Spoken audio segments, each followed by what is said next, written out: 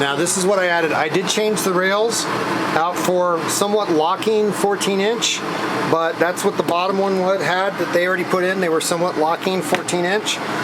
But the rail even before this had already came loose. That came with the camper. These are nice. But what I've added is these things. And the issue is, hi kitty, it's right on the edge. You got very little to bite onto here to attach these. And they do seem to be pretty stout enough to do the job, but I'm going to take these screws out, put liquid nail in, and then screw them back in to reinforce them a little more. But there is enough room on this top drawer right here to attach these here.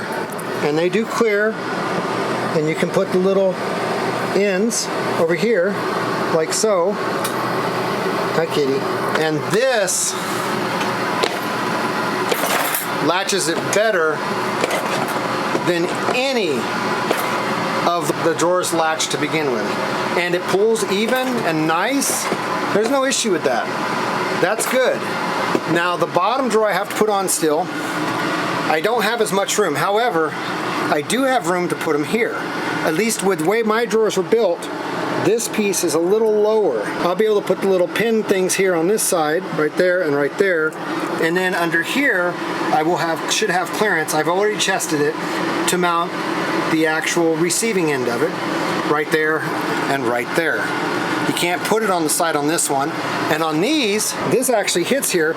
You can't put them here. You have to play it by ear. But like I say, on these drawers, it fits there. I bought them on Amazon for like 10 bucks for 10. And on these drawers, it'll fit there. I'm also going to add another one here because this is always popping open. I'm going to put another one on this side, and I'm going to put one on each of these so that they have something to help keep them shut. And I'm going to liquid nail the screws in as well, just to make sure they have that extra little bite. So I'm not going to film me putting the liquid nail in. Actually, you take liquid nail, you squish it in the hole, and put the screw back in. That's all you do. But I'm going to, like I say, I'm going to liquid nail those and put them in. Let me show you one other thing I got to fix. Remember the trim that I said the nail holes pulled through? And then Leach Camper Sales, and all their wisdom, and when you look back to the video, they said there were never nails, so we nailed it. Yeah, there were nails, and the nails pulled through, or staples, or whatever you want to use, whatever they were, and they pulled through because the piece of wood is too thick.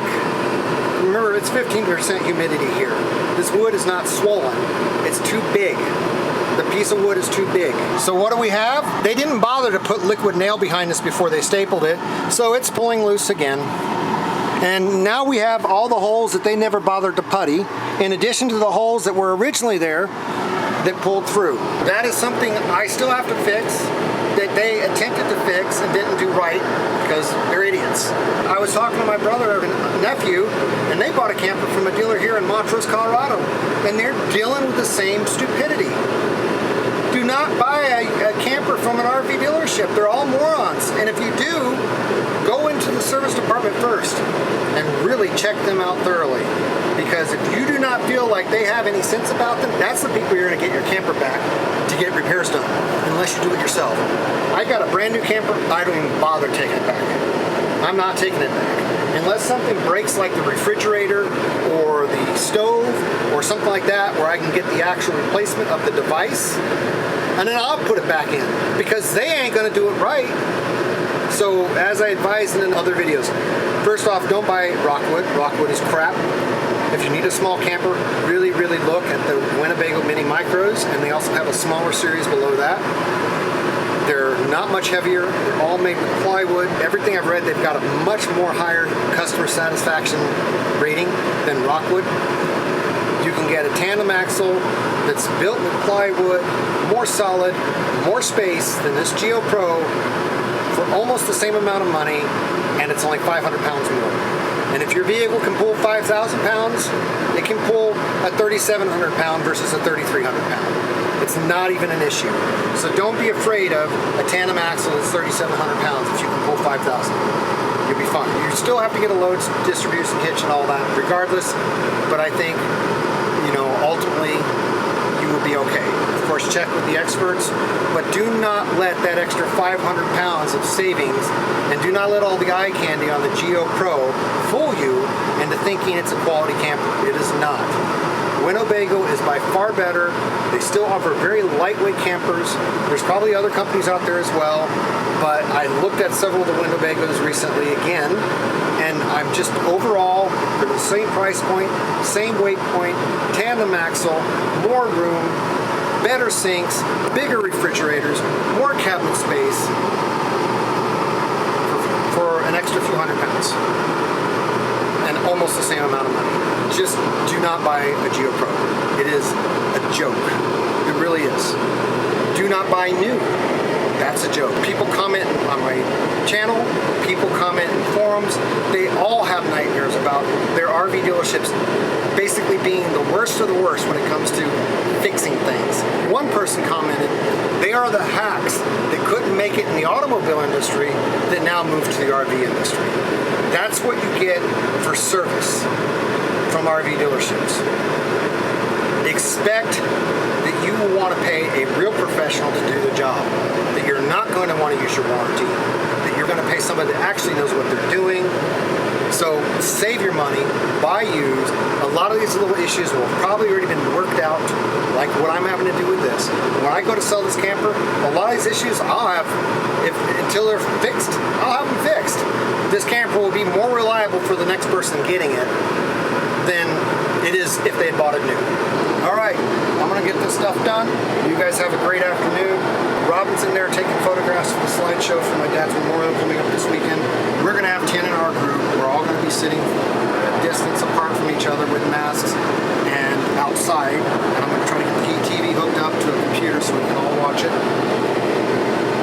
But for the most part, that's how things are working these days. We didn't have an open casket or anything like that, like Grandpa's funeral, where 10 people went in at a time to look at him in an open casket.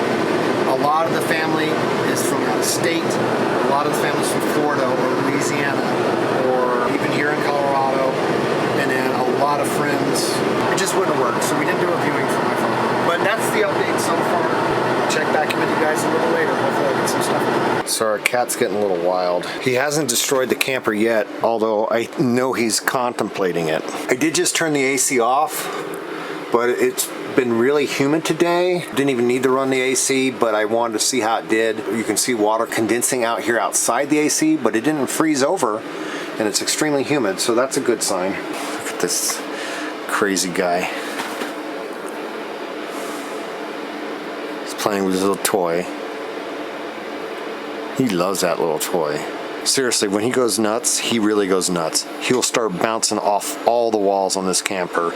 He'll go up there and start bouncing himself up there and jumping up over there, and he goes insane. So then he'll start snapping the strings up there that are part of the nets and just go crazy with those. And at home, he just throws them. He'll hurl himself down the steps. We've got 3 flights of steps, and he just throws himself all the way down.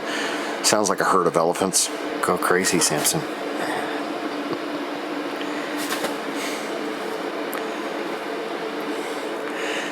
Boop.